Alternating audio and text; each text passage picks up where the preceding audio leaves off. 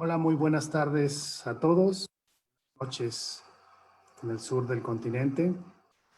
Bienvenidos de nueva cuenta a este seminario virtual, Diálogos Latinoamericanos en Arqueozoología, Perspectivas Diacrónicas entre Cultura y Ambiente. El día de hoy tendremos una muy interesante presentación a cargo de la maestra Carolina Ramos Novelo, presentación cuyo título es Definiendo la zooarqueología histórica en Yucatán, consumo y aprovechamiento de algunas especies europeas domésticas en la región. Cedo la palabra a mi compañera Nayeli Jiménez. Hola, muy buenas tardes a todos. Estamos muy contentos de iniciar esta conferencia que nos va a sacar un poquito de la época prehispánica y nos vamos hacia el mundo histórico, colonial. Voy a presentar a nuestra ponente del día de hoy. Hoy nos va a presentar este interesante tema la maestra Carolina Ramos Novelo. Ella es licenciada en arqueología y maestra en ciencias antropológicas con especialidad en arqueología por parte de la Universidad Autónoma de Yucatán. Desde el año 2009 se ha desempeñado como arqueóloga de campo y el laboratorio en centros INA de los estados de Campeche y Yucatán. Asimismo, ha participado en diversos congresos, tanto nacionales como internacionales, haciendo principal énfasis en temas arqueozoológicos, además que también ha impartido cursos de arqueología y zooarqueología dentro de la UADY y en la Escuela de Antropología e Historia del Norte de México. Entre sus líneas de investigación dentro de la zooarqueología se ha enfocado en la osteomorfometría, en la tafonomía, la fauna prehispánica y la fauna correspondiente al periodo colonial. Es un honor para nosotros tenerla aquí con nosotros, a Carolina Ramos Novelo, la maestra Carolina Ramos Novelo. Entonces, pues, sin más dilación, le vamos a encender las cámaras y los micrófonos a la maestra Carolina Ramos Novelo para que nos presente su conferencia. Muchas gracias. Muchas gracias, encantada de estar con ustedes. Bueno, espero el tema sea realmente de su agrado.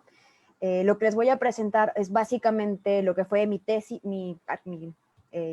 de maestría durante este periodo de tiempo, enfocado en el periodo colonial. Y bueno, sin más, creo que ya comenzamos, ¿no? En primera instancia debemos decir que definir a la arqueología histórica es verdaderamente difícil, puesto que esta cuenta con distintos tipos de concepciones y significados a lo largo y ancho del mundo, enfocándose, por tanto, a ver, ¿cómo cambia esto? Enfocándose, por tanto, a ver, creo que tenemos un problema aquí, no quiere, ok, vale. Enfocándose, por tanto, la arqueología histórica, perdón, en una gran cantidad de concepciones y significados a lo largo y ancho del mundo. Básicamente, muchos de esos estudios se pueden centrar en el capitalismo, conquista y colonización, la aculturación, la construcción del sistema virreinal, o en nuestro caso, el surgimiento de México como nación independiente hasta llegar a estudios de industrialización. Pese a esto, es gracias a los estudios enfocados dentro del margen de la arqueología histórica que se ha podido determinar algunos de los procesos culturales, económicos y sociales que se dieron en el periodo postconquista y durante gran parte del periodo colonial en lo que actualmente es México. Aunque lamentablemente, pese a la gran cantidad de aportes realizados a la fecha, el análisis de los restos arqueofaunísticos relacionados con este particular periodo de tiempo no se ha visto tan favorecido. Y pues básicamente con esta charla lo que buscamos es enfatizar la importancia de la zooarqueología histórica. Por lo que es pertinente aclarar que durante esta presentación Ok, vamos a entender por su arqueología histórica, aparte de la definición establecida por David Landon, quien la describe como el estudio de los conjuntos óseos faunísticos provenientes de los sitios arqueológicos catalogados como históricos o coloniales, en nuestro caso en específico. De modo que quienes realicen investigaciones con este tipo de materiales se verán en la necesidad de incluir en su trabajo el registro documental. Y bueno, además de eso, este registro tiene que enfatizarse, puede ser de primera o segunda mano, puesto que muchas veces no se puede llegar al dato original, que serían nuestros registros de primera mano. Y a esta definición, para el caso específico de Yucatán, vamos a añadir que consideramos como periodo histórico o colonial a todos aquellos materiales asociados con la expansión y establecimiento europeo, que se dieron desde el siglo XVI hasta aproximadamente la primera mitad del siglo XIX, considerando que este proceso evidenció una serie de cambios y transformaciones que dependían en gran medida de la región o zona a ser conquistada. Aquí es importante notar que debido al distanciamiento geográfico y tecnológico, el periodo colonial básicamente va a abarcar. Sí. Carolina, perdona que te interrumpa. Se ven unos cuadros grises en tu presentación y no podemos ver todas las imágenes completas. No se pueden ver. Uy, a ver. O sí se ve la presentación, pero hay unos cuadritos. No sé si de alguna manera puedes... Unos cuadritos. A ver, voy a, entonces, salgo y la vuelvo a compartir para cualquier cosa. Si quieres. A ver, voy a dejar de compartir. Una disculpa a todos. Sí, a ver. Se ven unos cuadros grises y no nos permite ver los... Deben ser las imágenes, ¿verdad? A ver. A ver. Creo que sí. A ver, sí. No sé si quieras mejor proyectarla tú entonces, porque veo que entonces no... sí, a ver. No se ve ningún cambio, ¿verdad? ¿Ahora? Bueno, ahora sí siguen viendo los cuadritos. ¿En qué parte se ven los cuadritos? No los alcanzo. En la parte de arriba y a la... Unos cuadritos grises. Vaya, en la presentación no me están saliendo a mí esos cuadritos grises. Entonces no sé si... a ver. Si quieres mandarnos la Carolina y te lo vamos explicando nosotros. Sí, creo que podría ser una alternativa, puesto que esto... A ver, te lo voy a... ¿Cómo salgo de aquí? Yo no sé muy... Ahí, dejar de compartir pantalla. Okay. Una disculpa a todos por los problemas técnicos, pero la verdad que sí vale la pena que podamos ver las imágenes de la presentación de la maestra Carolina. A ver, creo que ya salí, ¿verdad? No, seguimos viendo tu... Creo que es mi máquina, puesto que no me deja... a ver, vamos a ver. ¿Se ve alguna mejoría, algún cambio? Sí, ahora bueno, ya no se ven. Vemos todo zoom. Creo que tal vez así se ve mejor, ¿no? Pero no sé si se ven los cuadros grises que me mencionas. Ahora ya no, ahora se ve bien. Ok. Bueno, voy a regresar. Bueno, creo que valdría la pena dejarlo desde aquí, ¿no?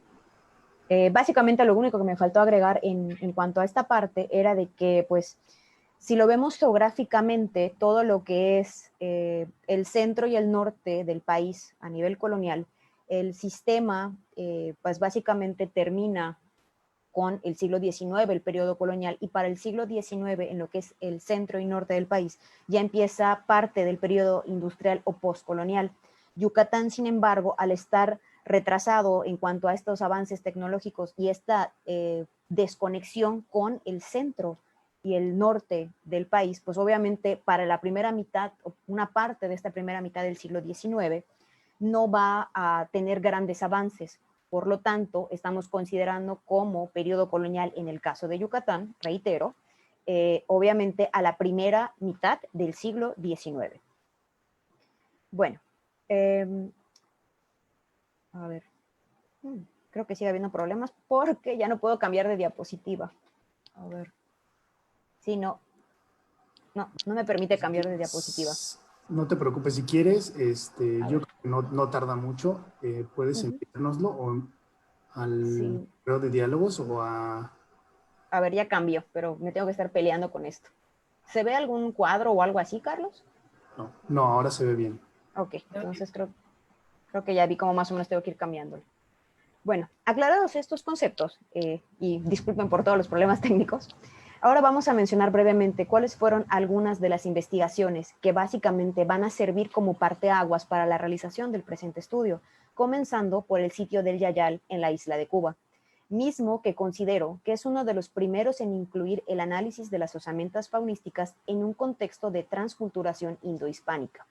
En este caso, el grupo estudiado estaba constituido por aborígenes del lugar, vinculados a su vez con poblaciones de ceramistas y agricultores tardíos, que habitaban en las llamadas tierras altas del Mañabón durante los siglos XV y XVI y que posteriormente, para la segunda mitad del siglo XVII, dieron origen al primer núcleo poblacional colonial conocido como el antiguo Hato de Holguín.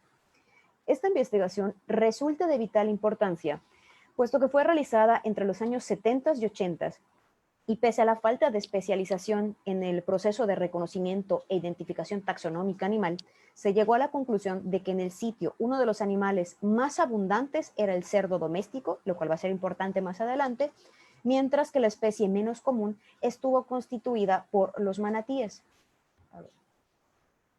La siguiente investigación a mencionarse, que también considero de bastante importancia, es aquella que se está realizando entre los años 80 y 90 en la isla de Haití, en el contexto conocido como Puerto Real, el cual es catalogado como uno de los primeros trabajos o uno de los primeros sitios ya de una ocupación española constituida para el siglo XVI y se ha descrito como uno de los pocos estudios multidisciplinarios enfocados totalmente dentro del margen de la arqueología histórica, desarrollando por tanto una amplia variedad de temáticas relacionadas con el modo de vida de los distintos pobladores del sitio y donde por medio de los análisis arqueológicos se pudo reconstruir desde la posible dieta de cada uno de los grupos y estratos poblacionales hasta el rol de ciertos animales en la creciente sociedad, lo cual a su vez contribuyó a establecer otro tipo de perspectivas con respecto a la adaptabilidad de las especies domésticas.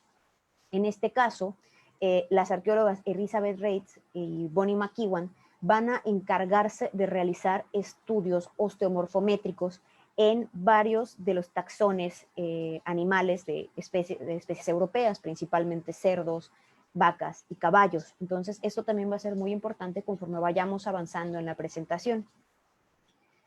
Por otra parte, asimismo hay investigaciones enfocadas en este periodo colonial o histórico para Yucatán y considero que una de las más significativas también puede ser aquella que se va a realizar obviamente dentro del estado en lo que son las comunidades de Tun y Yaxcabá, donde básicamente aquí la autora se va a encargar de estudiar a las poblaciones indígenas de los siglos XVIII y XIX por medio del registro histórico y las excavaciones parciales, o sea, aquí se realizaron más bien pozos de sondeo, en varios de los solares, parcelas, ranchos, haciendas y patios de conventos de los sitios antes mencionados. Durante este estudio, los análisis arqueológicos aportaron datos relacionados con los cambios ocurridos en la alimentación de los pobladores de dichos lugares, así como en la determinación de las actividades financieras y de manutención, en donde las más importantes estaban vinculadas con el uso secundario de los productos animales. La importancia básicamente de este trabajo radica no solo en que representa uno de los pocos realizados de manera formal en Yucatán, sino también en que se dio la tarea de integrar la información etnográfica con la histórica y la arqueológica para de esta forma poder brindar un nuevo panorama sobre el modo de vida indígena durante este particular periodo de tiempo. Ahora bien, el último trabajo a mencionarse se realizó en el sitio de Ixbalán, mismo que evidenciaba una ocupación tanto prehispánica como colonial, esta última asociada de nueva cuenta con el siglo XVI. Durante esta investigación, Susan DeFran y Craig Hanson básicamente se enfocaron en la población indígena y europea que habitaron en el sitio durante las fechas antes mencionadas y en los cambios que se produjeron a raíz de las nuevas especies animales y vegetales, así como en los modos de economía y subsistencia. En este caso, El análisis de la muestra ósea faunística permitió concluir que el primer grupo poblacional no presentó grandes variaciones en lo que se refiere a su alimentación, pero sí en el modo de vida, mientras que en el caso de la población europea se reveló que, por lo menos durante los primeros años del establecimiento, la mayor parte de estos pobladores se alimentaba únicamente de especies domésticas traídas de Europa y basaban su subsistencia en la práctica ganadera a pequeña escala.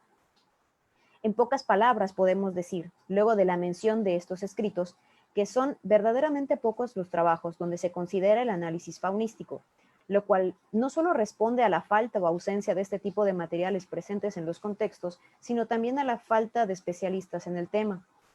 En tanto que en las investigaciones donde sí se examinan este tipo de datos, bueno, es básicamente lo que podemos ver aquí es, a grosso modo, lo que hicieron cada una de estas investigaciones, ¿no? En el Yayal tenemos únicamente estudios taxonómicos, que fueron las primeras. Puerto Real tiene ya una mayor conformación en cuanto a los estudios arqueológicos. Ertún y Yaxcabá se quedaron a nivel taxonómico y tafonómico, nos faltó un poco más de interacción. Y Ekbalan, de nueva cuenta, presentó este estudio taxonómico-tafonómico, ¿no? Entonces, estamos viendo que muchas veces se quedan este tipo de estudios en cierta medida estancados por la falta del dato histórico y no propiamente del dato material. Por eso muchas veces yo tuve que recurrir a la información de segunda mano. Asimismo, pues podemos decir que el hecho de que la mayoría de estos trabajos se estudie únicamente a un grupo en específico representa tanto un beneficio como una problemática, puesto que así como favorece la creación de posibles modelos o de patrones regionales, también conlleva a estereotipar los resultados obtenidos entre los diferentes sitios de una determinada región. Sin embargo, es fundamental tener presente que pese a este tipo de inconvenientes, los análisis arqueológicos han ayudado con la diferenciación no solo de la alimentación, sino que también han permitido observar la rigidez o flexibilidad de algunas de las estructuras o ámbitos coloniales en relación con sus habitantes y el rol de los animales presentes en ellas. Por lo tanto, la trascendencia de los estudios antes citados reside en que constituyen las bases para la realización de las nuevas investigaciones dentro del margen de la arqueología histórica, donde los materiales estudiados proceden de contextos tan diversos como, por ejemplo, algunos de los barrios de la ciudad de Mérida, pueblos mixtos como el caso de Izamal e incluso las haciendas como San Pedro Cholul, mismos que explicaremos a mayor detalle más adelante y a las cuales nos referiremos como estructuras o ámbitos, puesto que son conjuntos poblacionales o comunidades cuyas características primordiales eran la administración y dispensación recta y prudente de las rentas y bienes temporales que formaron parte del nuevo régimen y gobierno de la época. Por otra parte, en lo que se refiere a los métodos y técnicas analíticas empleadas durante este estudio y que resultaron necesarias para la cuantificación del material arqueológico, mencionaremos en primer lugar a la taxonomía, a la osteología y a la osteomorfometría, la cual en este caso fue de vital interés, puesto que se trató de vincular métricamente los materiales recuperados de aquellos sitios mencionados anteriormente en comparación con los materiales que fueron estudiados por Elizabeth Reitz y Bonnie McEwan en Puerto Real, así como también la tafonomía, donde en nuestro caso en particular le vamos a dar mucho mayor interés a las marcas que están vinculadas con el aprovechamiento o consumo humano y donde se prestó mayor énfasis sobre todo en las marcas de corte y en las marcas de calor. Obviamente, durante estos estudios, también uno de los aportes que estoy proponiendo es el estudio de las entesopatías, las cuales, pese a estar vinculadas en mayor medida con la antropología física, traté de adaptarlas a los estudios faunísticos. Específicamente, dado que la muestra tuvo una gran cantidad de bovinos, las entesopatías las fui adaptando a los bovinos y, para ser mucho más precisos, en los huesos de las patas, es decir, las primeras, segundas y terceras falanges, partiendo del hecho de que los bovinos también servían como animales de tiro. Básicamente con esto lo que se pretendía es aportar datos significativos en cuanto a la relación de los bovinos y los pobladores peninsulares de las distintas estructuras o ámbitos del régimen colonial. Por su parte, los métodos cuantitativos empleados en el estudio fueron el NISP, o número de especímenes identificados por especie, el MNI, o mínimo número de individuos, el ENTAXA, o la riqueza taxonómica, y el índice Shannon, los cuales en su conjunto nos sirvieron para poder establecer la composición faunística de cada uno de los contextos estudiados, mismos que ahora mencionaremos a mayor detalle. En este punto es preciso enfatizar que durante los análisis y estudios realizados no solo se consideró a los mamíferos europeos domésticos, sino que también se estudiaron a las especies silvestres y otro tipo de fauna doméstica, pero el estudio principal se va a centrar en bovinos, equinos y porcinos. Ahora bien, de los ámbitos estudiados propios del periodo colonial, el primero en mencionarse será la ciudad, cuya función, en el sentido estricto del periodo colonial, era la de proveer materias primas para la madre patria, puesto que la población europea se había dado a la tarea de abrir las puertas de las ciudades a la Nueva España, al sistema mercantilista, aunque el crecimiento económico que experimentaron muchas de ellas durante este periodo en ocasiones fue muy limitado, y para Yucatán no fue la excepción. En nuestro caso de estudio, la información histórica sugiere también que el área conformada por la ermita de Santa Isabel y el Parque de San Juan formó parte durante los primeros años de la época colonial de uno de los sectores más bajos de la ciudad de Mérida. De hecho, para el siglo XVI se menciona que la población vivía extramuros en casas de adobe, donde pues básicamente estaban los estratos más bajos, representados por indios en su mayoría, según el dato histórico. Sin embargo, durante el siglo XVIII, este barrio va cambiando de estatus debido a que la población criolla y, digamos, mestizos y demás castas de rangos un poco más elevados comienzan a mudarse y establecer sus viviendas en las inmediaciones de esta área. En este caso, cabe señalar que los materiales con los que trabajé venían de las viviendas y calles cercanas a la ermita de Santa Isabel y el barrio de San Juan. Básicamente todo lo que estamos viendo aquí con color son las áreas donde se trabajó y las áreas de donde se recupera el material arqueofaunístico. Esto fue motivado debido a que los trabajos de mantenimiento de las luminarias del centro histórico debían de ser sustituidos porque ya estaban muy antiguas o muy viejitas, pues básicamente va a fomentar la excavación arqueológica para recuperar nuevos materiales. En otros casos también, no sé si se alcanza a ver la flecha o el cursor, en lo que es el parque o básicamente donde está la delimitación azul, también se recuperó una gran cantidad de materiales y bueno, como lo estamos viendo también en color azul, aunque pues muy pequeñito, del lado del extremo derecho, todos estos son varias casas donde por lo menos se excavó a la entrada de las mismas y se recuperaron bastantes materiales. Entonces estamos viendo una serie de cambios bastante significativos. Cuando ya hablamos un poquito de la interpretación que se realizó,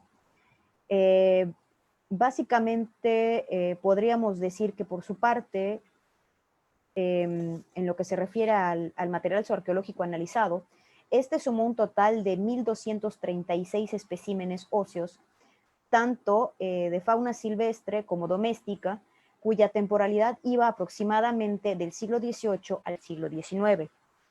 Luego de los análisis pertinentes, se reveló la presencia de 10 taxones diferentes, de los cuales el ganado bovino resultó ser el más abundante, en tanto que el menos representativo básicamente fue los pavos de monte o los pavos ocelados, mismos que evidenciaron una baja concentración en cuanto a sus marcas taxonómicas y pues no mostrando un bajo consumo de los mismos. También se evidenció que las especies de mayor índice o aprovechamiento humano estaban constituidas por el ganado bovino, el venado cola blanca, aunque en este caso no adjunté la imagen de referencia del esqueleto, y el ganado porcino. En lo que se refiere a los estudios ostomorfométricos, estos desafortunadamente no fueron concluyentes debido a la falta de estudios especializados que sirvieran como fundamento. Sin embargo, permitieron determinar que las especies de bovinos presentes en el sitio estudiado eran de talla muy similar a la investigación realizada en Puerto Real, aunado a que ayudaron a establecer inferencias relacionadas con la talla del único equino presente en la muestra, el cual poseía medidas acordes con las razas de caballos europeas y de Oriente, en tanto que los análisis entesopáticos básicamente me permitieron determinar que los bovinos que aparecían en la ciudad no presentaban evidencias, digamos, de haber sido utilizados como animales de tiro, lo cual en cierta medida es significativo, puesto que las ciudades para la época mantenían cierto tipo de estatus. Entonces, animales de tiro comunes para las ciudades en este periodo de tiempo se menciona que eran burros, caballos y mulas. Lo interesante de todo esto es que solo encontramos un esqueleto parcial de un caballo, entonces nos lleva a la pregunta de qué pasó con los demás animales de esta especie o los demás integrantes de esta especie. Los siguientes materiales por mencionar fueron los recuperados en el pueblo de Izamal y sumaron un total de 2.280 especímenes óseos datados a partir de la segunda mitad del siglo XVIII al siglo XIX.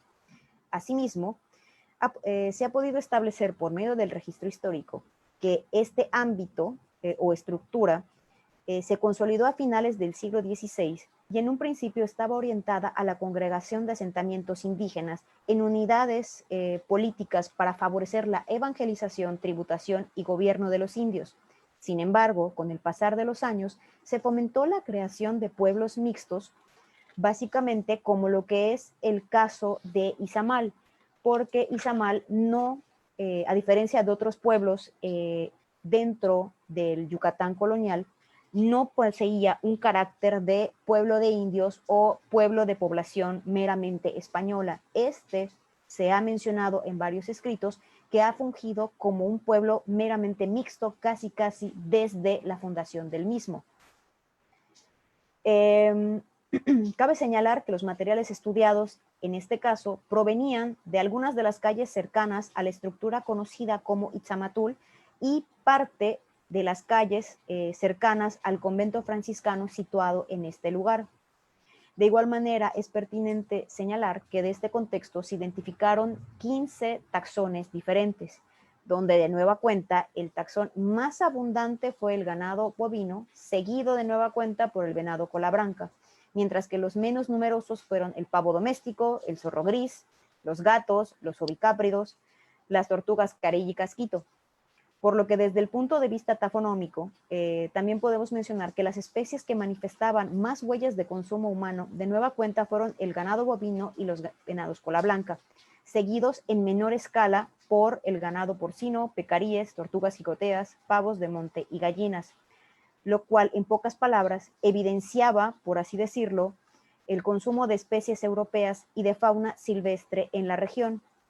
Esto parece apuntar y reforzar la idea de que se trataba de un pueblo mixto, puesto que, a diferencia, y como lo he mencionado antes, en estos periodos de tiempo, para el siglo XVIII y XIX, los poblados o los pueblos de indios que estaban en el centro y el norte eran mucho más estrictos y los indios se veían limitados al consumo de especies europeas domésticas. Para el caso de Yucatán, esto no está sucediendo del todo, puesto que vemos ingesta de animales como pues, los pavos de monte, e incluso vemos animales como los pecaríes. Por su parte, en lo que respecta a los estudios ostomorfométricos aplicados sobre los restos de bovinos, de nueva cuenta se evidenciaron medidas acordes con los especímenes recuperados de Haití, situación que difirió de la muestra de cerdos domésticos, puesto que los ejemplares que estaban presentes en este contexto indicaron que eran de una talla mucho menor en comparación con los que se hallaron en el sitio de Puerto Real. Posteriormente, los análisis realizados en las entesopatías indicaron que los bóvidos del sitio fueron empleados posiblemente para la realización de actividades humanas vinculadas con el tiro, aunado a que formaron parte de la economía local, puesto que estamos viendo en escritos de segunda mano donde había una venta a pequeña escala dentro de las familias de ciertos pobladores de venta de ganados, como lo manejan las fuentes históricas. Y bueno, el último ámbito o espacio colonial a mencionarse van a ser las haciendas. Y pese a que estas por sí bueno, estos son, perdón, los materiales que estoy omitiendo. Básicamente de lo que son ovicápridos, también las fuentes históricas difieren. Se llega a mencionar que había una crianza intensiva de ovicápridos, puesto que son tan fáciles de manejar como los cerdos, pero en las muestras arqueológicas analizadas solamente se encontró un hueso de ovicáprido, y de nueva cuenta los huesos de cerdo, si lo estamos viendo en cuanto a porcentajes a nivel en comparación con la diapositiva anterior, pues básicamente tenemos un 4.61% de nuestra muestra total, lo cual es en cierta medida ridículo también, puesto que gran parte de la tradición yucateca está haciendo alusión de que para el periodo colonial o durante el periodo colonial, el cerdo doméstico era una de las especies con mayor índice de consumo. Y recapitulando, ahorita donde nos vamos a enfocar es básicamente las haciendas, que las haciendas por sí solas eran un ámbito donde se veía implícito en cierta medida los bienes, posesiones y riqueza material de todos los dueños o los hacendados, puesto que ellos tenían a su cargo poblaciones de indios o de indígenas, y de nueva cuenta en el centro y norte del país no había posibilidad de alimentación para la población indígena con fauna silvestre. Esto estaba muy limitado y muy controlado por las tiendas de raya. Y en el caso de Yucatán, tenemos evidencias de la existencia de tiendas de raya, pero aquí lo interesante es de que también se tiene el consumo de la fauna silvestre para este tipo de ámbitos. Entonces, por lo mismo, estamos hablando que no fue sino hasta la segunda mitad del siglo XIX y siglo XX cuando en Yucatán las haciendas cobran una mayor importancia y se van a distribuir ampliamente por todo el estado de Yucatán. De hecho, en el caso de San Pedro Cholul, esta va a ser una de las últimas haciendas en ser abandonadas o en ser despoblada, ya que se cuenta con registros de algunas de las familias que la habitaron por lo menos hasta 1980. Entonces aquí estamos hablando de que el periodo de las haciendas para Yucatán es muy tardío, definitivamente muy tardío, y está cambiando parte de la extensión del mismo periodo colonial, para el caso de Yucatán en específico. Y bueno, los contextos estudiados dentro de este ámbito colonial correspondían con los solares o bien las casas de los peones o trabajadores de las haciendas. En específico, se trabajó con el solar 1, el solar 10 y el solar 15, puesto que representaban los contextos mejor conservados. Desafortunadamente aquí, debido a que se estaba fraccionando este espacio, pues entró material, maquinaria pesada y destruyó gran parte de los solares. Por eso mismo se limitó gran parte de los contextos estudiados, aunque aquí en la imagen estamos viendo todos los solares con los que por lo menos San Pedro Cholul contaba y que habitaban a varias familias incluso. Cabe mencionar que de este sitio se recuperaron un total de 1.147 especímenes óseos correspondientes a 22 taxones diferentes, cuya temporalidad abarcaba del siglo XIX a principios del siglo XX, y donde por medio de los análisis tafonómicos se descubrió que el animal de nueva cuenta con mayor índice de consumo volvía a ser el ganado bovino, seguido en, digamos, menor escala por el venado cola blanca, y entre los animales con un menor índice de consumo, pues estaban en este caso los pavos de monte, los cerdos domésticos, los pecaríes y otras especies silvestres de menor tamaño, indicando de esta forma la variabilidad alimenticia de los pobladores y habitantes, los cuales en su mayoría, porque se trataba de solares, eran de origen indígena o eran mestizos. En tanto que la información entesopática recabada de los bóvidos de este sitio sugería que los animales eran empleados de manera secundaria o auxiliar durante la realización de ciertas labores, posiblemente relacionadas con la economía. En este caso, estamos haciendo énfasis en que el sistema de haciendas o el sistema de caminos interno en las haciendas, en el caso de Yucatán, eran los trucks. Y pese a que hoy en día, si uno llega a visitar poblados como Cusamá, donde todavía prevalecen estos caminos de truck, y los trucks, que son los carritos que van sobre estas rieles, son tirados por caballos o mulas, la información entesopática parece sugerir de que tal vez al no contar con caballos y mulas suficientes, se estaban empleando bovinos para poder tirar de, digamos, el enequén que muchas veces se sacaba de este tipo de haciendas y se trasladaba hacia la ciudad o hacia otros lugares. Aquí, básicamente, podríamos ya casi para concluir, ¿no? Decir que gracias a estas nuevas investigaciones ha sido posible observar las variaciones alimenticias, que se dieron entre las ciudades, los pueblos y las haciendas del Yucatán colonial, en donde pese a consumir las mismas especies de origen europeo, es posible notar diferencias en cuanto a la cantidad y porciones alimenticias.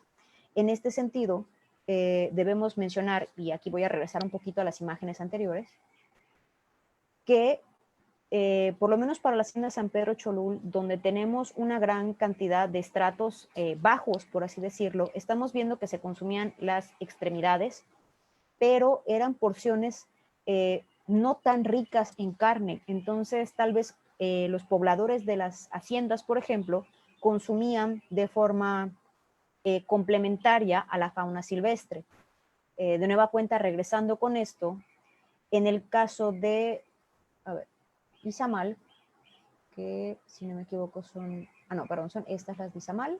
En el caso de Izamal, teníamos que la población, de nueva cuenta, aquí, aunque no se ve, no puse las imágenes, porque pues, las fotografías no tienen la mejor calidad, en el caso del pueblo de Izamal, los pobladores estaban consumiendo como que partes intermedias en lo que se refiere a las porciones cárnicas, o sea, así como había elementos provenientes de partes como del lomo, por así decirlo, de las reses, también tenemos las patitas o los, ¿cómo les dicen?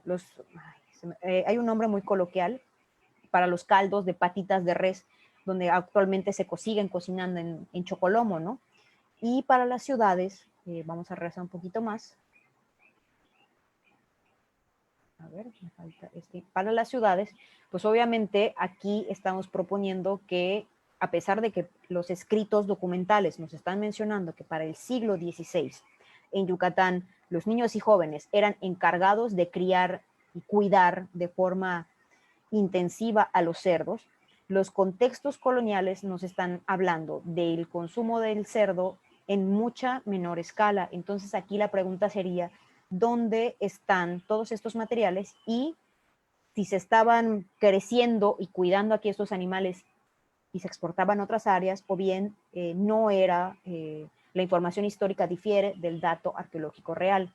Por su parte, las porciones cárnicas de bovinos que se estaban consumiendo en la ciudad eran partes por lo general ricas en carne, a diferencia de espacios o ámbitos como las haciendas. A ver, vamos a regresar. Un poquito más. Me falta, a ver, un poco más de las imágenes.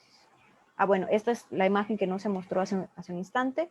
Digamos que, de nueva cuenta, las partes del cerdo menos representativas en carne pueden ser las mandíbulas. Y aquí la mayor parte de la muestra faunística estaba conformada por marcas, por elementos óseos con marcas de despiece. O sea, estaban tasajeando esto y hacían caldos posiblemente, porque aparte se mostraban marcas de hervido de partes con la mandíbula, pero esto son porciones, de nueva cuenta, con muy poco aporte cárnico. Las porciones en caso de los bovinos resulta muy similar. Entonces estamos hablando de que pues es bastante probable de que la población que estaba viviendo en la hacienda efectivamente estuviera complementando su alimentación con básicamente la fauna silvestre, ¿no? Ya para concluir, podemos decir que los análisis entesopáticos que se realizamos y que, regresando igual a las imágenes en las diapositivas, ahí creo que junto a los huesitos habían unos números que decían 0 o 4. Yo creé 4 grados de afectación, pero de nueva cuenta por la mala calidad de las imágenes no pude ponerlos todos. Entonces, estas afectaciones o estos grados correspondían de qué tanta mayor o menor medida hacía fuerza un animal. bueno, voy aquí a estarlos llevando de un lado a otro, una disculpa, porque no están todas muy bien organizadas y no sé qué pasa ahorita con la presentación. A ver, vamos a regresar un momento.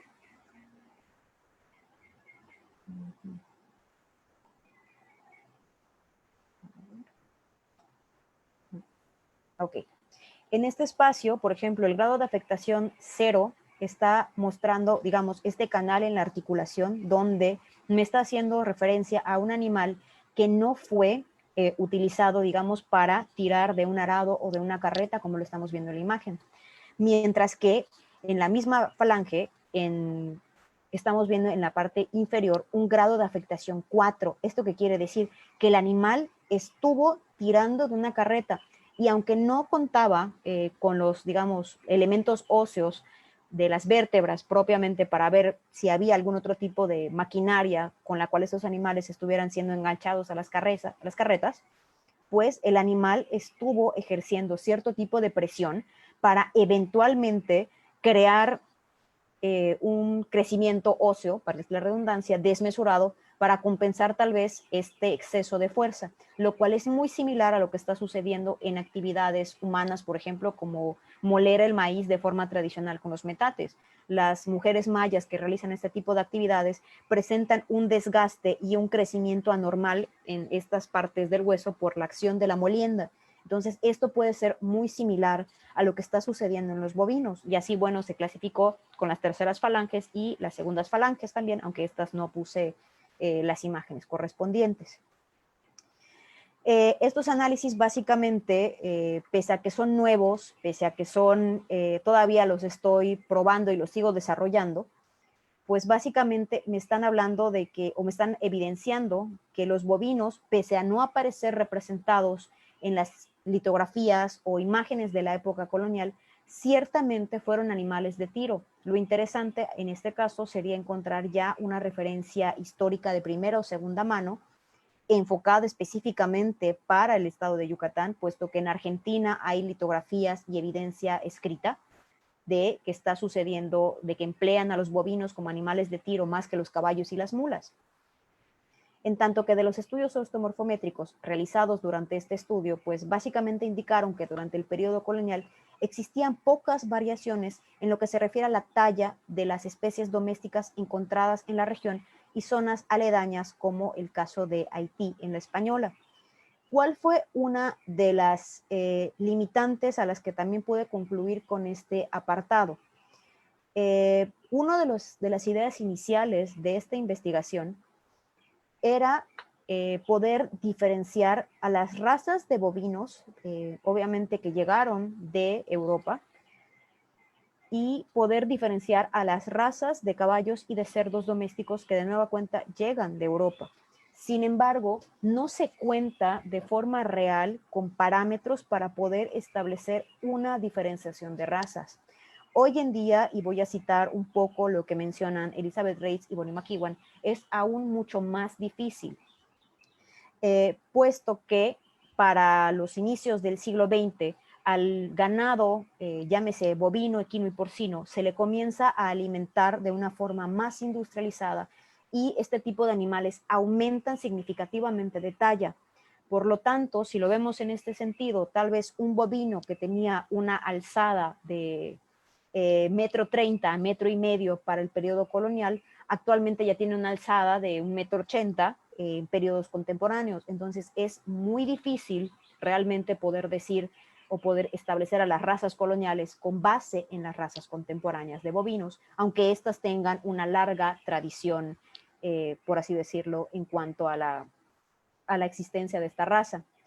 Dentro igual de estas problemáticas, si lo vemos así, también va a surgir que, por ejemplo, el dato histórico en Yucatán, por lo menos nos refiere a que los ganados cebús o el ganado con jiba, pese a que muchas personas lo vinculan igual de nueva cuenta con el periodo colonial, y esto es en información contemporánea, este animal o el ganado con jiba, el ganado con joroba o los cebús, van a llegar hasta la segunda mitad del siglo XIX, lo cual es bastante interesante porque está contradiciendo la información histórica a la tradición oral actual.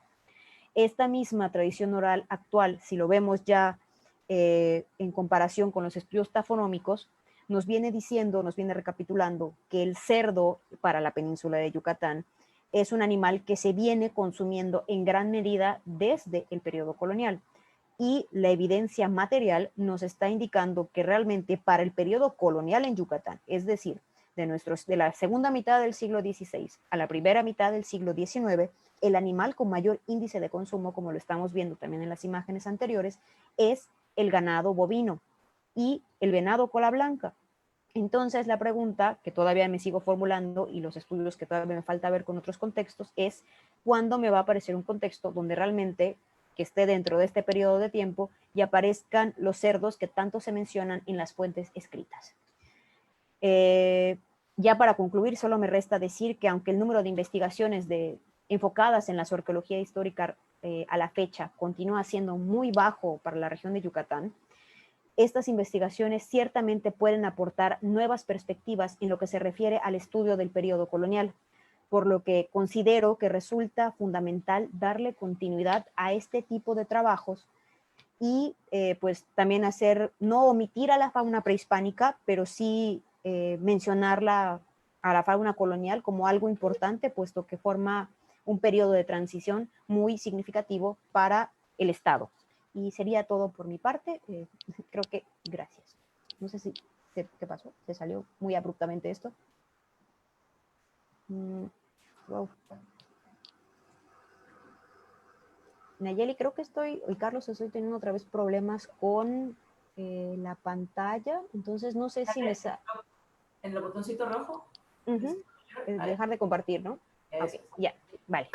Muchísimas gracias, Carolina, súper interesante, la verdad, la plática. Nos llevaste a una nueva cronología en estos diálogos zoarqueológicos, porque hemos tratado temas y vamos a tratar temas sobre todo prehispánicos, pero es bien interesante el aporte que haces también a nivel metodológico, ¿no? Me parece un aporte muy, muy interesante que debería de ser aplicado en futuros estudios, que haces de las entesopatías, de las patologías. Y creo que hay algunas preguntas por ahí. Carlos, vale. No me perdí dónde está el Zoom. Si quieres hacer las preguntas. Claro. No te preocupes. Muchas felicidades, excelente trabajo, Carolina. Me parece que, en efecto, como bien terminas la charla, no hay que dejar de lado los estudios arqueológicos, no, nada más porque se trate de fauna europea, ¿no? Por el contrario, hay que ver el impacto que estos animales trajeron al Nuevo Mundo y son, me parece que de gran ayuda para entender estos cambios y estos impactos a lo largo del tiempo, ¿no? En el Zoom tenemos varias preguntas. Okay. Vamos a comenzar con Andrea Guía, quien dice, muy interesante la presentación, te manda a felicitar y te pregunta, gracias. ¿encontraron alguna evidencia de trabajo con técnica prehispánica en huesos de animales domésticos introducidos? Sí los he encontrado, no forman parte de esta investigación, es una investigación secundaria, pero tengo, por ejemplo, restos de bovino que muestran marcas de ser trabajados, marcas de corte de elementos líticos, y también he encontrado restos de bovino con marcas de artefactos metálicos. De hecho, en la presentación donde estaban las marcas de Chambarete, ahí se veía básicamente un corte aserrado que era producto de un artefacto metálico, ¿no?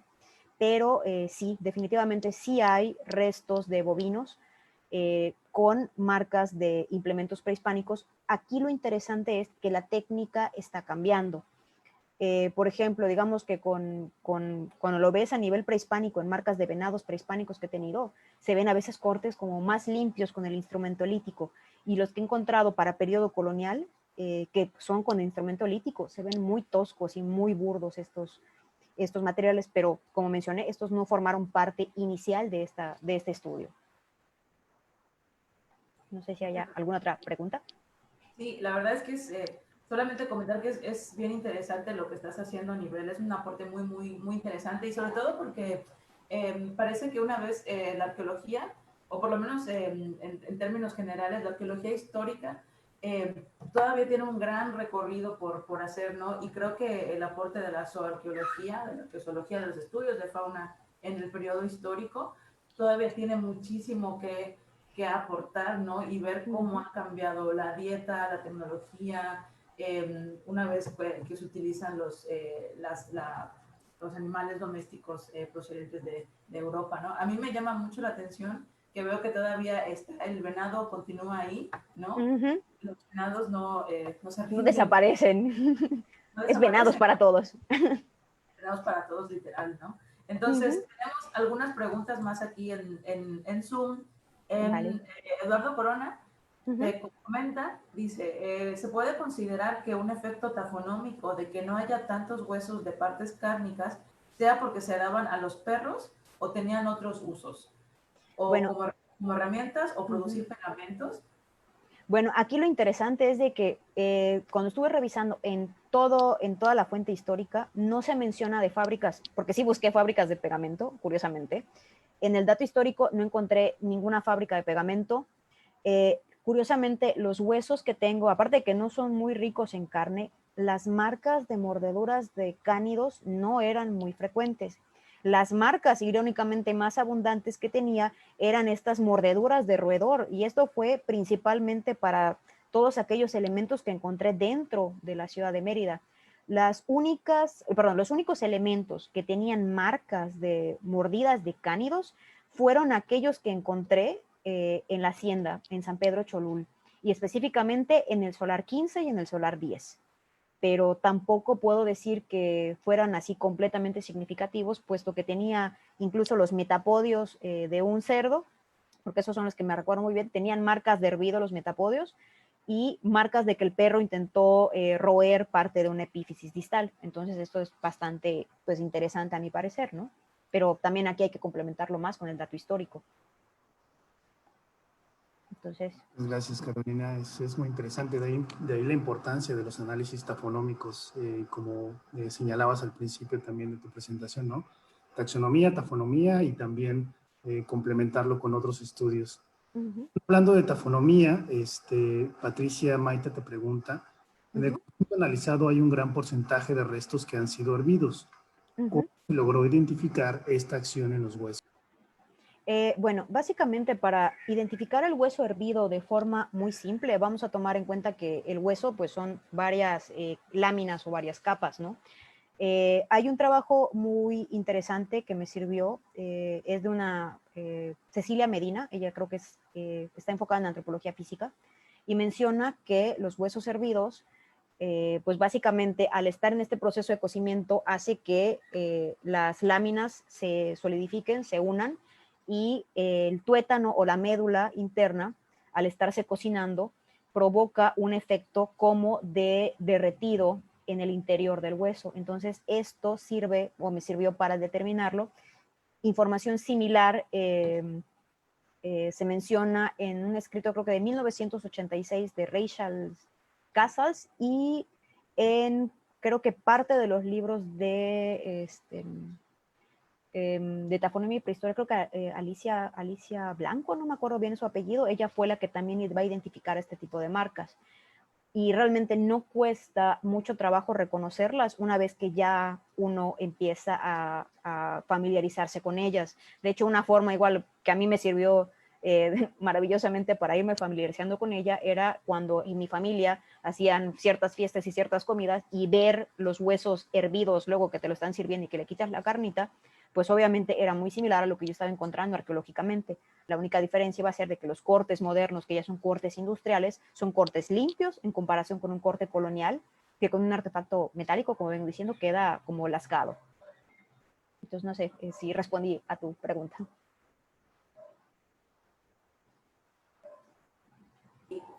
Muy bien, Carolina. Bien interesante el aporte tafonómico, ¿no? O sea, acerca de porque te habla de estos aprovechamientos, de cómo se hacen las cocciones, y habla sobre todo pues, de procesos culinarios, que eso tiene mucho que ver, y estoy pensando aquí en Yucatán, toda la tradición culinaria que hay sobre ciertas comidas, sobre ciertos alimentos, entonces es bien, bien interesante ver cómo se presentan estas evidencias en el contexto histórico, arqueológico, ¿no? En De el hecho, esa caso es una parte secundaria de algo que quiero hacer, que son los estudios de cocina, porque hay recetarios, de hecho, recetarios muy curiosos, que es recetarios para las señoritas mexicanas, que aparecen para el siglo XIX, ¿no? Entonces, aquí estamos hablando en estos recetarios de cuáles son las comidas típicas, y de nueva cuenta se menciona más res y otro tipo de aves, y están desapareciendo básicamente todo lo que son los puercos. Entonces, ¿qué está pasando ahí? Y en cambio en los recetarios, cabe aclarar, eso me faltó señalar, que del siglo XIX, igual, estos recetarios de cocina del centro y del norte de México, sí se menciona, obviamente, cómo guisar adecuadamente al cerdo, ¿no? y aquí en Yucatán es impensable, ¿no? Realmente una comida sin cerdo. Muy bien, Carolina, súper interesante los aportes. Tenemos algunas preguntas aquí en Facebook ya. Mario Rosas le pregunta, ¿los animales nativos también fueron consumidos habitualmente en las ciudades? Sí hay un consumo de la fauna silvestre, pero el consumo de la fauna silvestre eran venados y pavos principalmente. No había tanta variación. Ya para lo que es, te digo, los pueblos y las haciendas, ahí verdaderamente sí tuvimos, bueno, sí tuve, mejor dicho, en esta investigación, una gran cantidad de fauna colonial.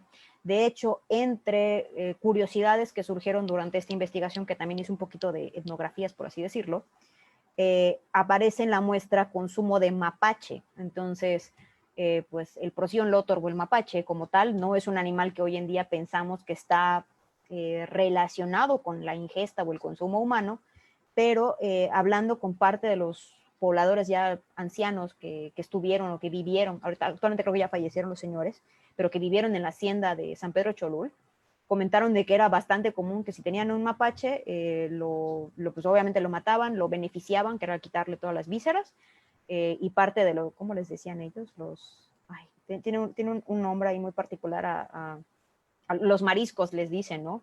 Donde están como que las glándulas sudoríparas, y eventualmente se cocinaba y se consumía el mapache, y lo consumían en un guiso como si fuera una comida normal.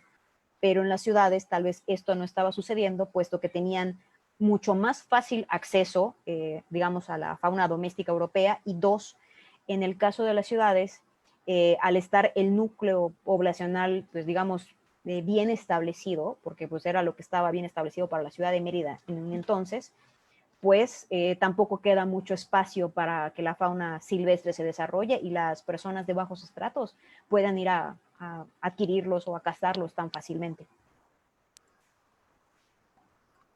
Muy interesante lo que comentas, Carolina, y tal vez en ese sentido, bueno, ahí, a mí me surge, aprovechando que tengo la palabra, quisiera preguntarte si esta representación de venados y pavos pueda deberse también a estas áreas de cultivo que rodean las ciudades. ¿Tú qué pensarías? Con los pavos, ahí realmente tengo mis dudas, porque realmente tomo en cuenta que bueno, del caso de Yucatán, porque digo, estamos hablando de Yucatán, porque no estoy adentrándome a otros estados aún. Para el caso de Yucatán, realmente te mencionan que el crecimiento periférico de la ciudad no permitía realmente grandes cultivos vegetales o de maíz en las periferias de la ciudad, aunque estuvieran muy lejos. Entonces, estos cultivos se estaban alejando bastante de la ciudad. O sea, esto implicaba movilidad en carreta, movilidad a pie o movilidad a caballo, ¿no? Entonces, yo creo que básicamente el consumo de especies como venado o pavo, por lo menos a nivel de las ciudades, pudo haberse dado un poco por este quizás sentimiento de nostalgia, no sé si está bien dicho, de que pues obviamente estos pobladores de estratos bajos, tal vez sus papás estaban acostumbrados a consumir esto o esa alimentación tenían más cuando estaban pues obviamente en este periodo de conquista, colonización. Entonces, yo lo atribuyo un poco más a eso, porque realmente para la ciudad de Mérida el dato histórico no me habla de realmente parcelas o algún tipo de pues, cultivo cercano a la ciudad. Realmente eran de por lo menos 20 kilómetros fuera de la ciudad para tener acceso, de 2 a 20 kilómetros más o menos, para tener acceso a este tipo de cultivos o áreas de cultivo. Bien, bien interesante, Carolina. Fíjate que el consumo de estas especies silvestres, ¿no? De especies endémicas de aquí, las vemos también en otros sitios, ¿no? Yo estaba analizando un sitio chiquitito que se llama Tacabó y Ujú, ahí sale puro venado ujú, y salen un poquito de res, no hay mucho cosa doméstica, es de principios de la colonia, pero sale un montón ¿cómo se llama?, de armadillos, ok, placas dérmicas, pero sabemos que las placas dérmicas subrepresentan porque esos tienen un montón. Eh, ujú, pero también hay tuzas, hay mapaches también, como fauna muy chiquita, ¿no? Para inicios de la colonia. Es un sitio muy pequeñito también, pero es ujú, interesante ver cómo todavía este consumo de especies endémicas y silvestres, pues continúa, ¿no? A principios de la colonia, ¿no? Entonces, las dinámicas sociales todavía en esa época pues son ujú. todavía interesantes de observar, ¿no? Desde la evidencia, aunque luego ya vemos, como tú nos has presentado de una manera tan interesante, pues que la cosa va cambiando poco a poco, ¿no? Entonces, tenemos aquí en Facebook muchos saludos. Te manda saludos, a ver, está aquí. Margarita Mesa Manzanilla dice, excelente Ay, conferencia. Margarita. Saludos, maestra Carolina. Eduardo Corona también te mandó saludos, por cierto. Dice que muy interesantes los aportes. Te mandó. Muchas gracias. Y tenemos una pregunta de Saída Rincón Montero, que te pregunta, ¿se ha podido identificar la herramienta de corte metálico aserrado? Bueno, aquí esto es igual partes secundarias que surgieron con la investigación.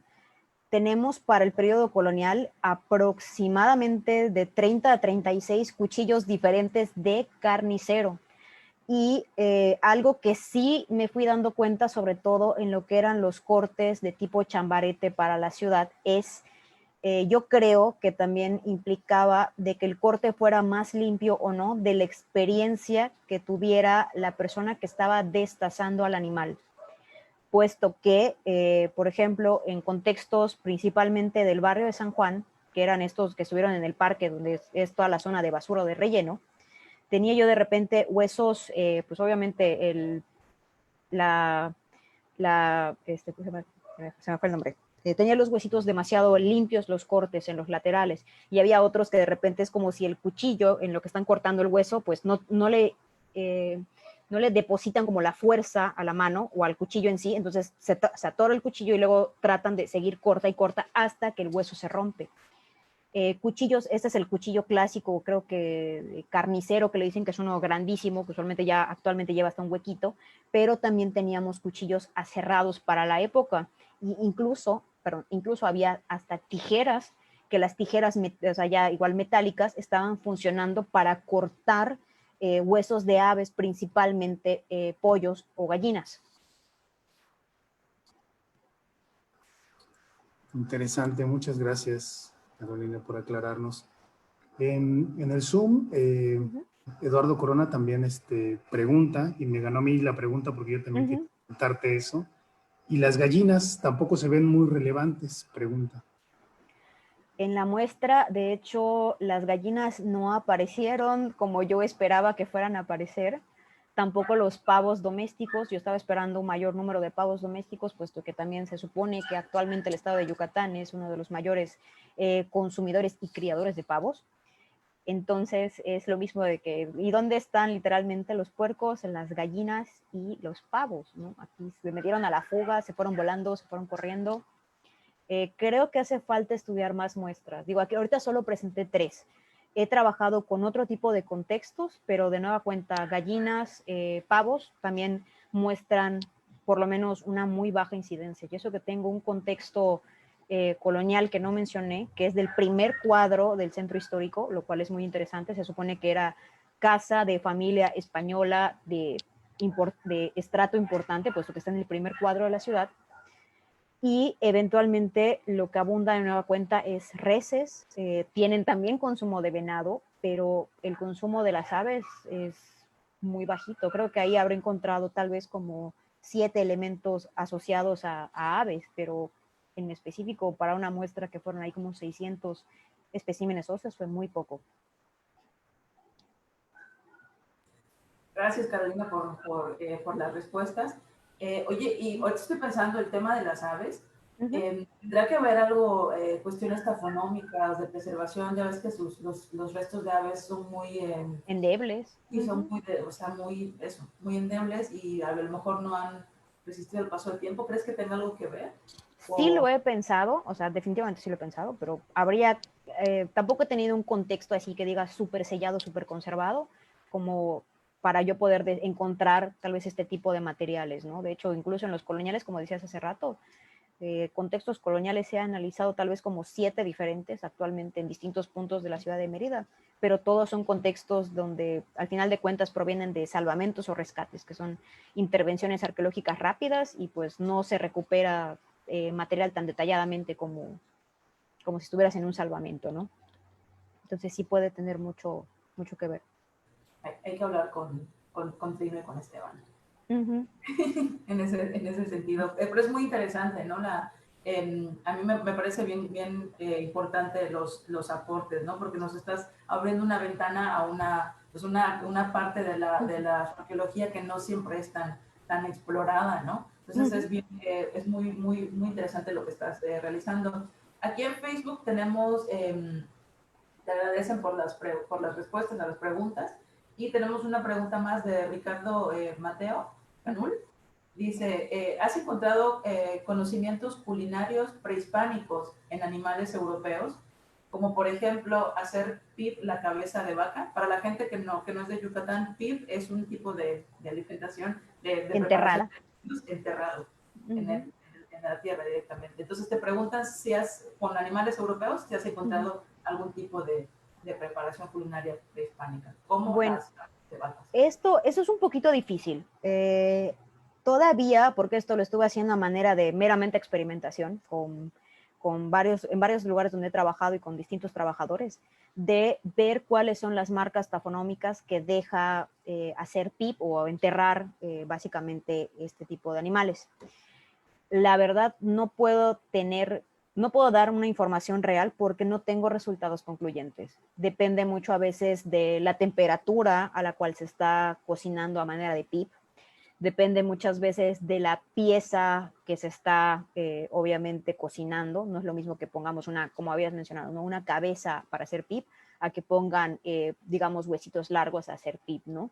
Entonces, aquí creo que esto personalmente implicaría un estudio de arqueología experimental muy minucioso y muy detallado, porque te digo, el PIB afecta, este tipo de cocina muy prehispánica, afecta de forma diferente huesos de mamíferos, huesos de reptiles.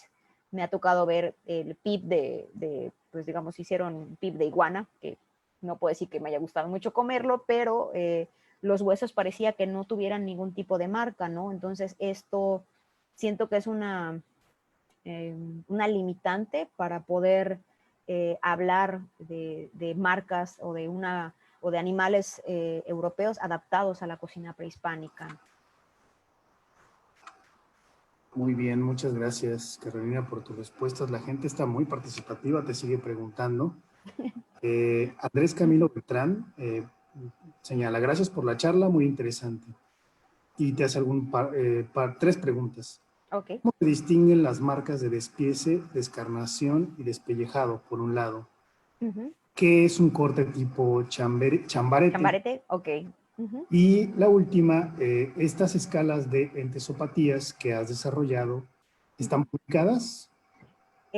Ok, vamos en orden diferentes. Las marcas de entesopatías las tengo publicadas en la tesis. Todavía las encuentro desarrollando, puesto que quiero tratar de conseguir otras muestras de bovinos, porque ahorita las entesopatías solamente las estoy centrando en bovinos, pero sí quiero buscar más elementos óseos con marcas entesopatías y crear otros grados. O sea, como lo habíamos visto, un bovino, no tengo algún figurita o algo, ¿no? Un bovino cuando le ponen un arado o algo así lleva una especie de collarín en el cuello, entonces para eventualmente tirar. Entonces esto también deja marcas en los bovinos. Me he encontrado en otros de los sitios que no estoy mencionando, puesto que todavía no he terminado con los análisis y los resultados, o sea, restos de caballos o vértebras de caballos con marcas de monturas. Entonces aquí, para poder publicar los resultados, me gustaría tener un poco más de información para hacerlo, digamos, en algo mucho más oficial o algo más masivo, ¿no? Porque siento que todavía no tengo la información necesaria o la que me gustaría personalmente para hacer este tipo de publicaciones. O sea, las entesopatías, en el caso de caballos, que no estoy mencionando en esta parte del estudio, también me llevaron a cuestionarme los tipos de sillas de montar, porque hay muchos tipos de sillas de montar. O sea, el estudio de una cosa me llevó a 20,000 cosas. Entonces, de repente me voy por la tangente y a veces le presto más atención a algo y descuido otra cosa. Es lo que me ha pasado trabajando con el periodo colonial. Y el corte tipo chambarete, no sé cómo regresarlo, o si les comparto un momento esto para que vean. A ver, permíteme. Creo que es más fácil así. A ver. Compártenos tu pantalla. Sí, eso voy a hacer. Voy a poner esa diapositiva en específico. O sea, básicamente en el corte tipo chambarete, la diáfisis es lo que se va a cortar y se van a hacer como secciones, por ejemplo, en el caso de los huesos largos. A ver, creo que aquí se ve. Creo que ya se compartió, ¿verdad? Sí. Lo que estamos viendo aquí en la imagen azul es el corte tipo chambarete. Entonces, de hecho, aquí en esta imagen, no sé si se lo alcanzan a apreciar con mi cursor, tiene un corte aserrado y aquí también se ve este corte aserrado, puesto que los implementos metálicos empleados para este momento sí son a veces como que un poco difíciles de manejar. No considero que sean elementos fáciles, sobre todo esos cuchillos de carnicero, porque hay cuchillos de carnicero para mamíferos, para peces, etc., etc., ¿no? Entonces, creo que eso complica mucho. Y para las marcas de desarticulación, despellejamiento o descarnación, pues básicamente aquí utilicé los parámetros de Blasco Sancho, del libro de Tafonomía y Prehistoria, donde básicamente ella me está dando ciertos parámetros para eventualmente ir identificando las marcas de desarticulación, o sea, en cortes propiamente prehispánicos, pues digamos que tenemos aquí marcas donde a veces van insertando objetos líticos. La desarticulación básicamente para periodo colonial, lo que estoy viendo es que de tajo pasan un artefacto metálico y cortan toda esta sección desarticulando y a veces cortando no tan anatómicamente. La descarnación tiene estas marcas de repente un poquito más, como más finas y a veces más profundas. En cortes coloniales la descarnación a veces se ve como muy aserrado, ¿no? En el caso de esta escápula que estamos viendo a manera de referencia, los que tenemos, los que por lo menos me encontré, mejor dicho, a nivel colonial, a veces hay como un corte profundo y luego otros 2, 3 cortes suaves. Entonces estaban tratando de quitar un poco tosco tal vez la carne. Y el despellejamiento, pues básicamente viene en las epífisis o en los extremos de los huesitos, digamos, menos, ¿cómo decirlo? O más expuestos, digamos, a la carne, ¿no? O sea, si lo vemos a nivel de nuestro cuerpo, o sea, digamos, en las muñecas, pues esto aquí podría yo dejar evidencias del despellejado, que son unas marcas un poco más finas. Entonces voy a dejar de compartir. No sé si quedó todo resuelto en este momento. La verdad que sí, muy claro y es muy interesante, muy enriquecedor ver cómo la tafonomía podemos llegar a tal detalle, ¿no? O sea, y me gusta mucho de tu trabajo que vas más allá de decir, hay tal especie, tal especie, tal especie, sino que estás dando un paso más y estás haciendo aportes no solo tafonómicos, sino también metodológicos al proponer estas escalas de entesopatías, ¿no? Que como dije hace un ratito, creo que pueden ser pues, utilizadas por muchísimos más investigadores más adelante, ¿no? Estaría padrísimo tener pues ahora sí que referencias de veterinarias, ¿no? Para ver tú las entesopatías, pero bueno, esto a veces es complicado y en cualquier caso es súper interesante. Te preguntan aquí en Facebook, Carolina, Mario Rosas pregunta, ¿cómo pueden saber a qué época pertenecen los restos óseos? Por ejemplo, a inicios de la época colonial o a inicios del siglo XIX. Bueno, aquí básicamente todo es un conjunto. Como no tengo acceso, digamos, a otro tipo de análisis de datación, ahorita todo es con base en la cerámica. La cerámica del periodo colonial es muy particular y también este tipo de materiales es lo que me ha permitido establecer fechamientos. Aquí básicamente ha sido un trabajo, para que yo pueda hablarte de fechas efectivas, es los tipos de tiestos o los tepalcates que me están saliendo asociados con los contextos. O sea, porque muchas veces, a veces tenía, por ejemplo, materiales a 30, 40 centímetros de profundidad y pues uno pensaría que son, pues digamos, los últimos materiales y resulta que pues no, estaban mezclados entre sí. Entonces la cerámica aquí se volvió un elemento determinante para las temporalidades y los diferentes tipos de vasijas, porque aquí pues me salieron vasijas y me salieron las losas. Y también las losas me permiten o me permitieron, con base en pues, los especialistas, hablar de estratos. Por ejemplo, las losas finas o las mayólicas, muchas veces las iba, según me comentaba la ceramista que me ayudó con esto, estaban vinculados con un estrato medio a un estrato alto, dependiendo de la decoración en este tipo de platos, mientras que la población más baja a veces tenía unos platos sumamente burdos y sumamente toscos, de colores naranjas rojizos, ¿no? Entonces, aquí la cerámica se volvió el factor determinante. O sea, más adelante, o sea, sí me gustaría utilizar otros métodos de datación para tener tal vez resultados mucho más en específico, pero vamos a ver hacia dónde nos lleva el estudio de este periodo. Muchas gracias, Carolina. Lucio González pregunta aquí en el Zoom, te felicito por la charla y dice, quería preguntarte si se reconocieron xolos en los conjuntos y de ser así, ¿en qué tipo de contextos? Uy, te voy a decepcionar. De hecho, esto no pasó. Los únicos contextos donde he encontrado xolos fueron prehispánicos, en específico fueron de Champotón y el otro creo que fue de Xcambó, pero están para el clásico y posclásico. Aquí nada más voy a mencionar así como paréntesis cultural algo muy interesante.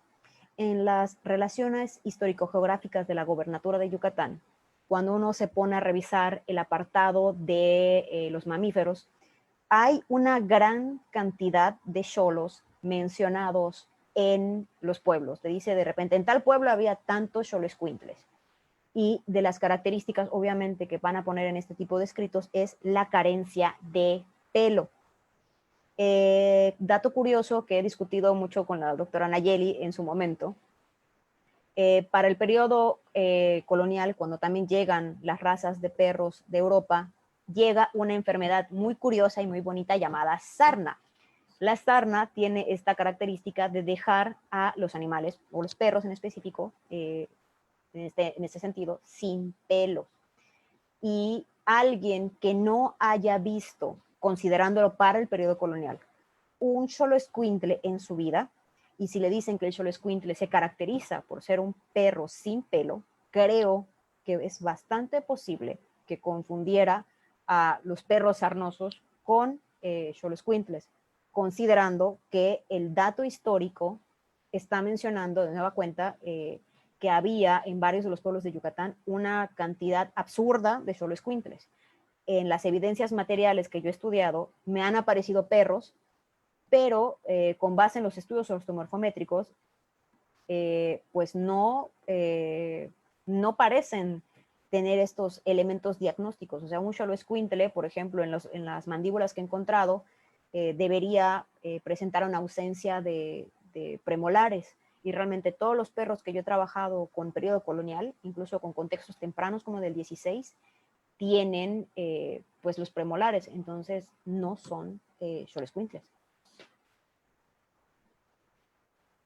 Muy interesante el tema perros, ¿no? En el periodo colonial y en la época prehispánica también. La verdad que es cierto lo que dices, ¿no? La evidencia de xoloescuintles en el área maya, por lo menos lo que hemos visto, no son tan abundantes, ¿no? Incluso en el periodo posclásico. O sea, sí hay, pero no es que sea un boom de los xoloescuintles en esta región, ¿no?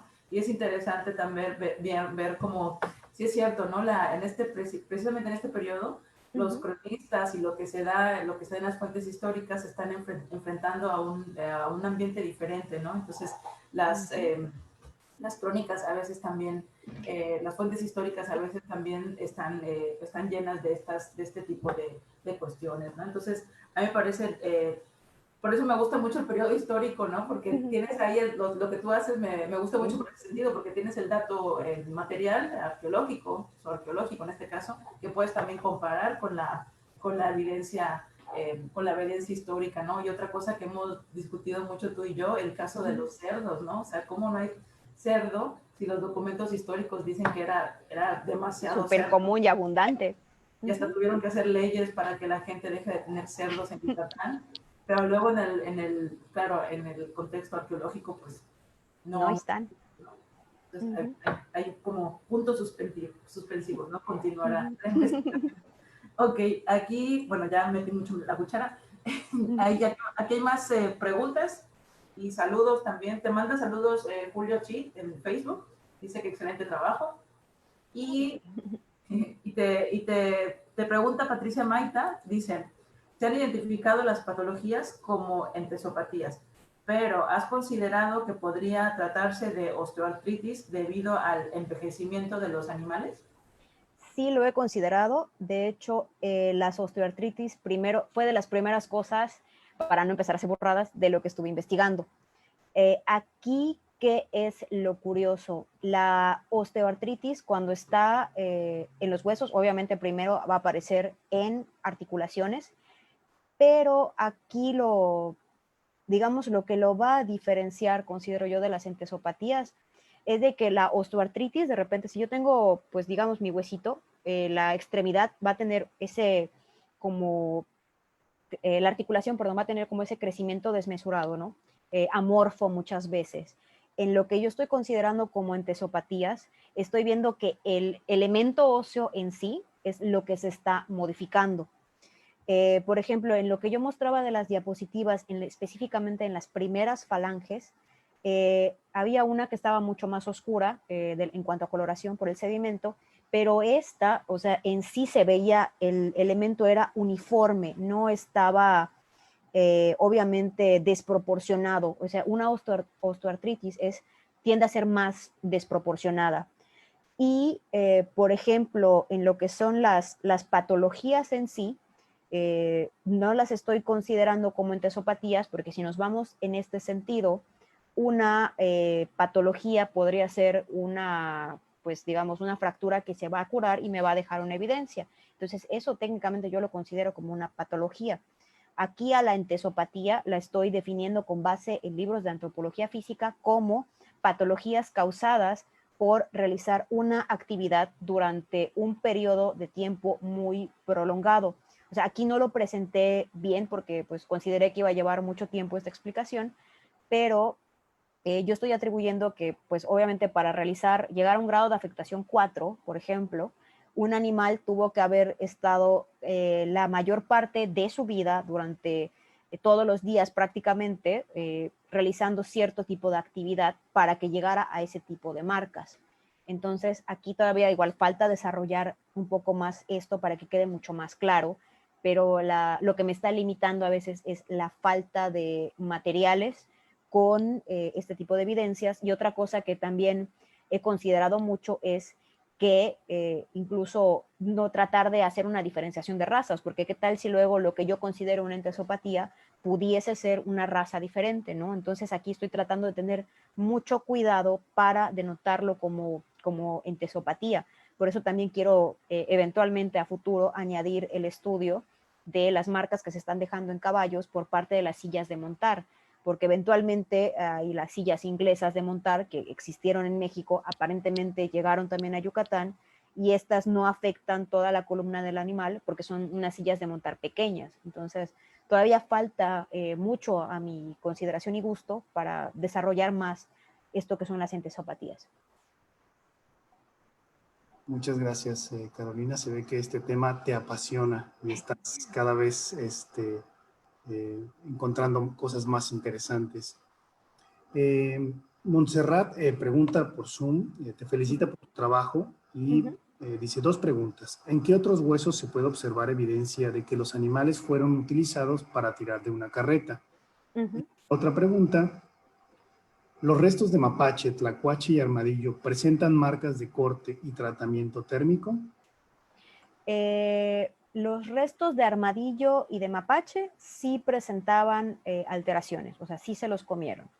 Los tlacuaches, no, hasta el momento no tengo evidencias de ello. Y, a ver, Carlos, ¿me puedes repetir la primera pregunta? Se me fastidió ahorita. No te preocupes. La primera pregunta es, ¿en qué otros huesos se puede observar evidencia de que los animales fueron utilizados para tirar de una carreta? Ah, ok, vale. Bueno, tenemos obviamente todo lo que son las vértebras. Aquí va a depender mucho, y es lo que también es muy interesante de trabajar con el periodo colonial. Así como en animales como los caballos, mulas y burros, bueno, caballos y mulas, vamos a tratar primero, tienen distintos tipos de sillas de montar. Por ejemplo, esto también podría verse en los dientes, puesto que los caballos y las mulas usan los bocados. Entonces, estas son estas cosas metálicas o de madera que van insertadas en los dientes y los jalan. Lo que son caballos y mulas, según el registro histórico, tirando de carretas, el bocado va a ser un factor determinante que te pueda decir que era un animal de tiro, un animal de monta, para este caso de estos animales. Y las vértebras, pues básicamente en el caso de las cervicales, en el caso de los bovinos, pues tenemos esto también de este soporte, esta rueda que se me fue ahorita el nombre, donde eventualmente pesaba y era para enganchar al animal a una carreta. Sin embargo, hay otras menciones donde también se dice que de repente los bovinos usaban bocados. De hecho, aquí me fui ayudando un poco de la información que viene de Sudamérica, puesto que en Sudamérica es donde hay una mayor tradición de bovinos tirando carretas, o bueno, más que una tradición, como un mayor registro documental de bovinos tirando de carretas. Para Yucatán, esta información escrita realmente me ha costado mucho trabajo buscarla, y son menciones muy breves. De hecho, cuando uno lo ve en el sentido de la tradición oral, la gente como que no concibe que un toro, que una vaca vaya a tirar de un truco.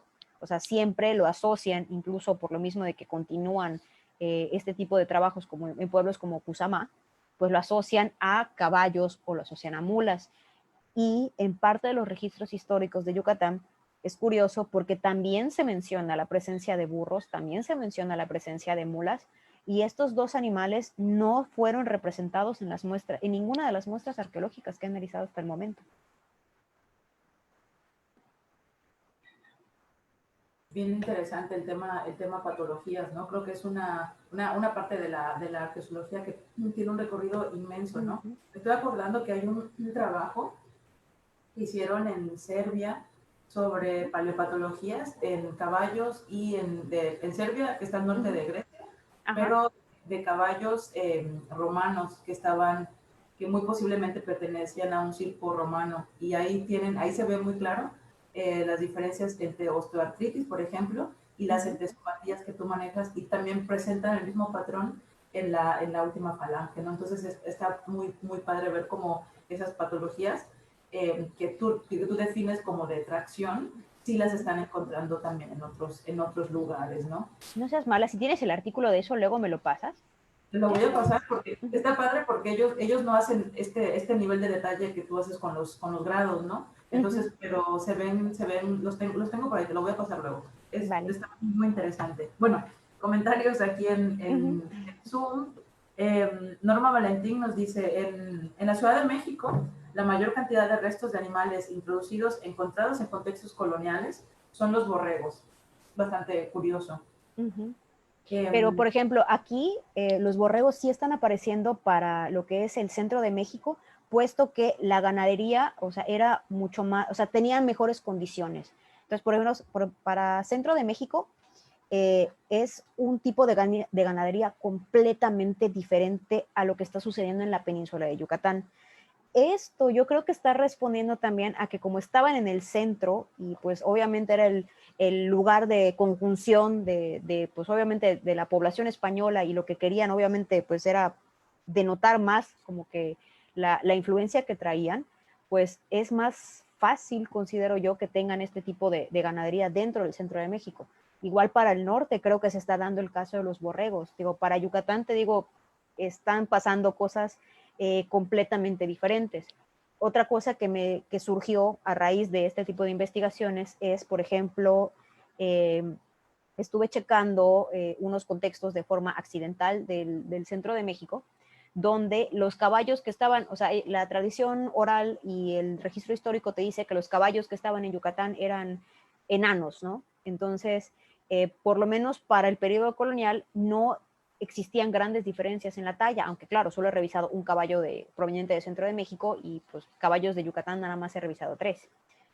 Pero se ven de la misma talla. Sin embargo, para el siglo XIX en el centro de México, ya estamos hablando de que va a tener un mayor nivel de industrialización y eventualmente, o sea, aquí ya empezamos con lo que mencionaban Elizabeth Reitz y Bonnie McEwan, de que estos animales estaban teniendo otra forma de alimentación y pues obviamente se dispara el crecimiento. Entonces ya cuando comparas las medidas, por ejemplo, de un caballo en el centro y el norte, o sea, un caballo que está en el sur sería un enano comparado con ellos.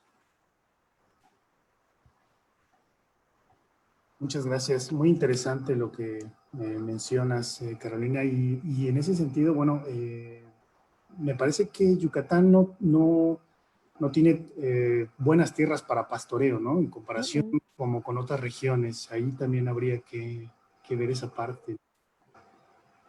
Así es. Sí, pienso, por ejemplo, acá en Tabasco, que la planicie aluvial es ideal y la ganadería se expandió increíblemente. Y en Yucatán no, tenemos unas condiciones muy, muy diferentes. Y aparte la tierra es mucho más rica en cuanto a contenidos alimenticios para estos animales que Yucatán. O sea, Yucatán con la gran cantidad de caliza no se prestaba para una ganadería extensiva. Claro. Bueno, aquí en el Zoom, Paul Rojas, creo que esta pregunta ya se hizo respecto al PIB. Sandra Castillo dice, si la puedes ayudar con las referencias de los tipos de cuchillos que mencionaste anteriormente. Ok, esto de los tipos de cuchillos está un poquito difícil de buscar. No tengo el libro en digital, pero lo puedes, si lo llegas a conseguir en internet o por lo general en una biblioteca, aparecen los catálogos de la tienda Sears, o sea, donde se mencionan cuchillos, cucharas, tenedores y demás artefactos que se estaban vendiendo para esta época. O sea, y comienzan desde la primera mitad del siglo XIX. Entonces, esto te puede ser muy útil, son los catálogos de Sears, pero son catálogos viejísimos. Digo, en internet, digitales jamás los he conseguido, los he consultado en la biblioteca personal de un investigador de aquí de Yucatán, pero así que me preste el libro en físico tal cual, no. Entonces, pero sí son catálogos de Sears, es lo único que me acuerdo. Muy interesante ver cómo la historia reciente también aporta luces a estas cuestiones de artefactos, ¿no? Ahí podemos también ir como tirando un poquito del hilo, ¿no? Muy padre, la verdad. Nos menciona Andrés Camilo Beltrán, dice, disculpa, otra pregunta. En cuanto a los peces, ¿su ausencia es una causa de preferencias alimenticias? ¿O puede ser por cuestiones taxonómicas, ya sea por conservación o metodologías de recolección? Bueno, aunque me vayan a linchar algunos arqueólogos, yo me iría a las metodologías de recolección.